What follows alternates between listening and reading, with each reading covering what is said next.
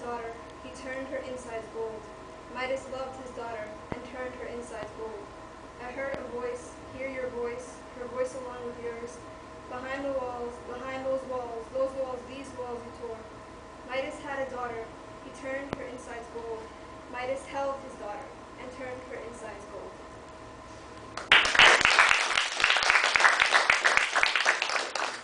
The next one is called Patria, which means the Spanish homeland. That's the only reference there is. Mommy came from the mountains, the farmland high on the hills, where the roots of coffee plantations spring deep from earth and prayer, where vans lay on their backs like flies in the afternoon, slide away from plates of food. Daddy came from the valley, the city around the ankles of mountains, where hunger smiled at the door, dressed in religion and gray habits, where full bellies were conceived by a pressed shirt and a gold watch, her 9 months later rumbling from the inner folds of the night, that there were lights in the valley, and that there was darkness in the hills, was all I knew of myself when he, with his counting fingers, followed the music of my spine, while voices from the courtyard rose to merge with the scent of gasoline and jasmine. My parents' voices, indistinct as a country, mine by inheritance, not by birth, and a misconception of who they were.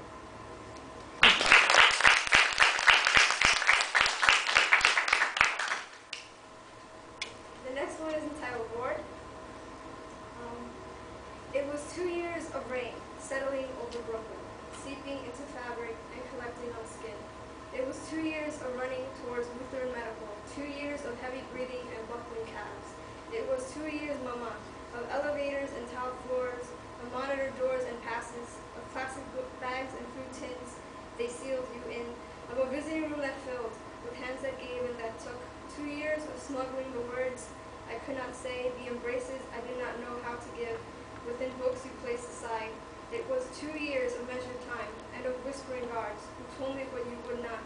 2 years of reaching, and of the whiteness on an 11th floor, of your voice dispersing in the pulse behind black uniforms, of footsteps down a corridor, of automatic doors and a cigarette faintly burning by a curb. 2 years of silence threading, of holes in round-trip tickets, of rolling metal and of stations drifting by a window with a running reflection. And I could not unearth the sound. It was 2 years of discarded lines written by my hand, in a language you cannot read, in speech you do not understand.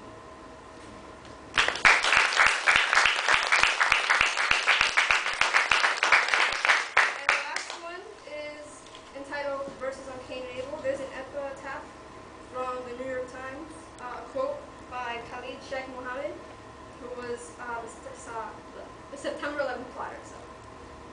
Verses on Cain and Abel. War started from Adam when Cain killed Abel until now. Khalid Sheikh Mohammed, hearing Guantanamo Bay grew up. I want to write poems about nothing, poems that won't be remembered, but all I come up with are verses on Cain and Abel. That blood can whisper like breath through clay, that between 4 rivers lies a waxing crescent. I want to write lies, tell stories, lay blank cards on the table, but all I come up with are verses on Cain and Abel. That man is bound by flesh to the earth and to his brother, who cry out with one voice from the red land and dust.